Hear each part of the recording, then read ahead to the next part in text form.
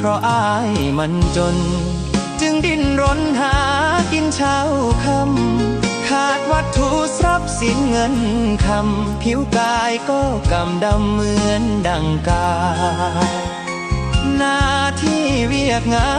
นก็หากินไปตามประสา